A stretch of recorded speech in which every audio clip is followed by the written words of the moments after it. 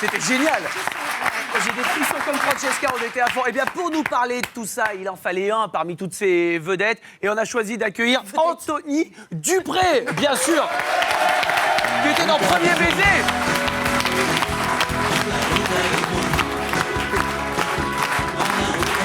Oh là là là là là là. Salut Anthony. Merci d'être là. Il a dit vedette. C'est vrai que C'est vrai, c'était des stars. Un peu marque de machine à laver quand même. Un petit peu. Un petit peu. C'était pas le but. Ouais, non. Vous avez vécu la vraie folie, pour ceux qui étaient trop jeunes ou trop vieux à l'époque, ça a été une vraie folie cette époque des sitcoms. Est-ce que vous vous en rendiez compte au moment où vous étiez dans ces sitcoms du phénomène? Non, c'était, comme vous dites, de la folie complète. On n'avait pas le temps d'analyser. J'ai juste vécu ce qui s'est passé, c'était fabuleux, quoi. Comment vous avez atterri dans ces sitcoms? Par des castings. J'ai commencé par de la pub.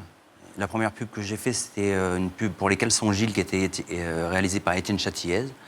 Et ensuite, j'ai fait d'autres publicités. Et après, j'ai fait un casting chez AB, de la figuration chez AB pendant 6 mois. Et puis voilà, après, j'ai obtenu un rôle. Francesca, vous êtes dingue de ces sitcoms. Notamment vous, c'était Hélène et les garçons. Vous étiez dingue. Moi, j'étais amoureuse d'Hélène, en fait. Moi, j'avais une vraie passion pour Hélène. Intéressant. Non, mais c'est pas ça. En fait, il y avait tout été fait pour qu'on soit obsédé par ces jeunes gens. On vivait à travers eux. On suivait des heures et des heures de programme. Simplement pour vous donner quelques chiffres, Hélène et les garçons, c'était 52% de part de marché. C'est énorme. En moyenne, 4 à 6 millions de personnes qui regardaient ça plus tous les jours. aujourd'hui, hein. Donc, évidemment, on s'attachait à ce personnage. Hélène, elle était gentille, elle était sympa, elle sortait avec Nicolas. C'est la bonne copine. Ouais. Et puis, c'était la bonne copine. Et en même temps, elle a eu le génie, en tout cas Azoulay a eu le génie, de lui signer 2 albums qui ont cartonné, je crois, un 700 000, l'autre 900 000, avec des chansons comme Hélène, je m'appelle Hélène. Moi, la première fois que j'ai entendu cette chanson, je me suis mis à chialer. Ma mère, elle passe à côté de moi, elle dit qu'elle est con. Mais bon, moi, ça me met dans un état. Mais alors, comment se fait-il que certains se soient bien sortis de ce phénomène et d'autres pas? Hélène Rollès, par exemple, elle s'est pas Je pense très que comme bien tous les sortie, phénomènes, et c'est la même chose pour Star Academy, et c'est la même chose pour plein de télécrochets, et en tout cas, et c'est encore plus vrai pour ces séries-là qui ont été encore plus des énormes phénomènes, c'est que on est vite identifié au programme, donc plus on reste collé au programme et plus on est longtemps dans la série, plus c'est difficile ensuite de s'en sortir. Mais je pense que quand on a du talent et qu'on a la dalle, qu'on est motivé pour s'en sortir, C'était votre cas? Ça a été votre cas? Vous, cette étiquette bien collée? Pendant quelques temps, moi j'ai arrêté en 98, donc il y a eu 2 ans qui ont été un petit peu, on va dire, difficiles. C'est-à-dire quand vous postuliez, quand vous passiez des castings, Non, vous tu postules même pas. Ah oui, carrément. Moi j'ai plutôt décidé de reprendre des cours, d'aller au studio Pygmalion, de bosser, travailler. Oui. Alors, un peu la peu beau gosse, hein. Le brushing. Et est-ce que vous aviez des trucs de fans de fous? Qu'est-ce qu'ils faisaient les fans? Parce que vous étiez adulés par toute la France. Moi, c'était de la folie. Quand je sortais faire mes courses à la sortie de la plaine Saint-Denis, Oui, au plateau, il y avait du monde tous les jours, toute la nuit. Enfin, c'était hallucinant. Quand on a été à Cannes pour des festivals et tout, on était escortés par la police. Enfin, tu vis un moment assez étrange. Vous aviez une anecdote à ce sujet, Bernard? Non, c'est pas. Oui, bon, j'avais reçu Hélène, moi, sur le plateau. Dieu sait que j'ai reçu, dans La Nuit est à vous, le samedi après-midi sur TF1, j'ai reçu la Terre entière, les plus grandes stars du moment.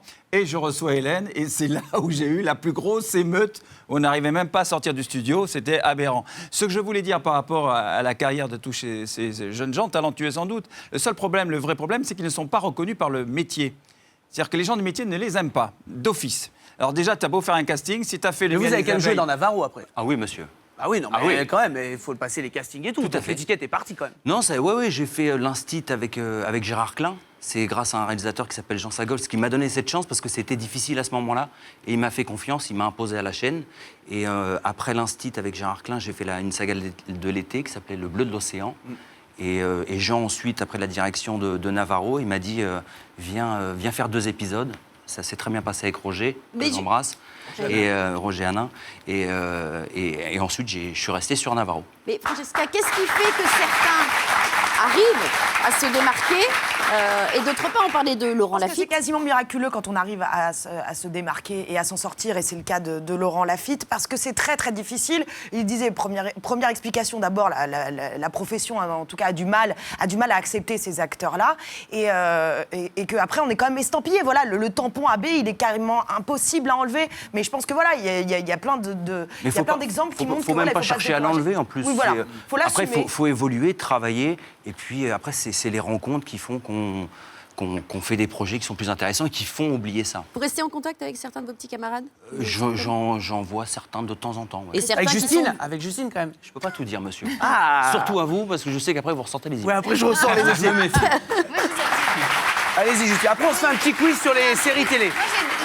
Moi, j'ai une petite question, voilà, un peu perso, un peu privée. J'ai entendu dire que le producteur essayait de faire en sorte qu'il se passe des histoires d'amour entre vous les comédiens. Pour la que presse. ça- pour Il a- pour il a- la presse il y a pas et besoin pour de faire et pour Non, il avait pas besoin, et pour que ça c'est- se passe, pour que ça se On passe était bien 12 sur le heures- plateau, on quoi, la était 12 complicité, heures la par jour connivence. ensemble. Ouais, on était 12 heures par jour ensemble, voire plus. Donc forcément qu'à un moment donné, il se passait des petites choses. Après, alors- lui en faisait ses... Alors il y a prescription, moi je veux des dossiers. Qui a- Bah, je- Nicolas et Hélène ont vraiment été ensemble. Voilà. pas vrai. Bien sûr, Nico et Hélène ont vraiment été ensemble. C'était le couple naïveté. Ils étaient couple à la vie comme à l'écran. Tout à fait. Petit quiz. Petit quiz sur les séries télé. Anthony, vous pouvez jouer bien sûr. Vous me dites si c'est vrai ou faux. À l'époque où Bernard Montiel a joué dans Sous le soleil, il était payé en rayon UV. Vrai ou faux? C'est vrai, c'est vrai. C'est faux. Il touche encore. Dans la philo selon Philippe, Franck Ribéry avait le rôle d'un prof. Ouais. Non, c'est faux. On a pu voir Guillaume Canet dans Premier baiser. Oui, Ouais. c'est vrai, c'est vrai. Vrai. C'est vrai, ça rappelle ce qu'on dit, il y a énormément de comédiens français qui ont Regardez, démarré dans regardez. cette série. La triche. On continue, vrai ou faux série, on a pu apercevoir Alexandra Lamy dans Le Miracle de l'amour. Vrai ou faux? C'est vrai. Ouais. C'est vrai. C'est vrai aussi. Je vous dis, il y en a plein. Regardez, on la voit là. C'est joli. Dominique Strauss-Kahn a eu un petit rôle dans la série Les filles d'à côté. Pas petit, hein. J'arrive jamais à le dire. Valérie Trierweiler. Pas compliqué. C'est vrai que c'est pas comme si on Non, non, l'entendait ça 100 sert fois plus à par jour. Valérie Trierweiler Ouais, d'accord. a débuté comme comédienne dans le collège des cœurs brûlés. Non, c'est faux. Alice Taglioni a joué dans Hélène et les garçons. Oui, absolument. Ouais. C'est vrai, vous êtes très calé. Winnie l'ourson avait un rôle récurrent dans Le miel et les abeilles. Bien évidemment. Bien sûr. Elle est mignonne celle-là. Un petit dernier.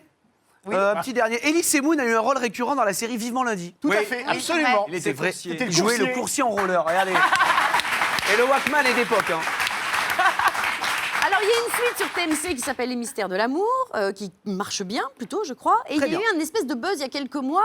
On a retrouvé dans un des épisodes Nicolas et José qui se sont réveillés au lit, enlacés, après une nuit d'amour. C'est vrai ou c'est pas vrai? C'était pour faire du buzz, Francesca, pour faire parler Évidemment, de la et série? ça a été un super coup de pub pour la série parce que tout le monde en a parlé. Donc on s'est tous posé la question, est-ce qu'ils vont se mettre ensemble? Est-ce que c'est une vraie histoire et tout ça? Et puis on se rend compte après qu'en fait c'était un rêve de Bénédicte et que non, ils ne sont pas ensemble, même Oui, s'ils mais font un très beau alors il y a un autre truc dans la série où pareil pour faire du buzz. Monsieur Gérard et Annette sont ensemble dans Les Mystères de l'amour. Pour vous Non, donner ils une idée, sont- c'est lui, ils sont c'était un retrouvés petit dans peu le son même père bateau. adoptif. Faut nous dans la aider. série.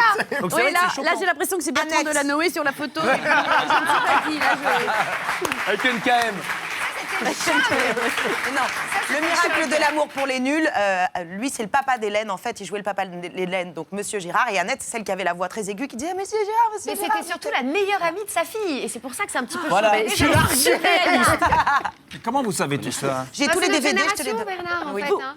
Anthony Dupré, vous gardez un bon, un moyen, un très bon souvenir Très de bon cette souvenir. période? Bien sûr. Vous Ça êtes- m'a permis de m'installer à Paris, de travailler, êtes de havrais. bosser. Je suis à vrai. Personne n'est parfait. Non, non, c'est J'avoue. super. Non, j'adore ma ville. Mais ça m'a surtout permis de venir à Paris, de m'installer, de prendre un appartement et puis de m'éclater. Quoi. Et si on vous proposait aujourd'hui de reparticiper à ces sitcoms, vous diriez quoi? Non, parce que j'ai arrêté en 98 et voilà, je pense qu'il faut savoir tourner des pages. C'est Et vous important. avez des projets au théâtre. Tout à fait, monsieur. Une pièce. Je sais tout parler, on peut en parler. Je suis très gêné. Je suis très gêné. Une pièce qui sera mise en scène par Thierry Harcourt, c'est l'adaptation d'une pièce anglaise sur 6 militaires qui se retrouvent à l'hôpital, estropiés, chaises roulantes, un peu barjot et tout. Et c'est une pièce avec beaucoup d'humour, l'humour anglais qu'on connaît. Et voilà, c'est. Qui s'appelle comment? Alors le titre anglais c'est How Boys. D'accord, et ça sera à partir de prochainement incessamment. Tout du monde on le souhaite. Merci beaucoup en tout cas Anthony Dupré d'être venu nous faire un petit coucou sur le plateau. Est-ce que ça marche? On passe tout de suite au test du jour.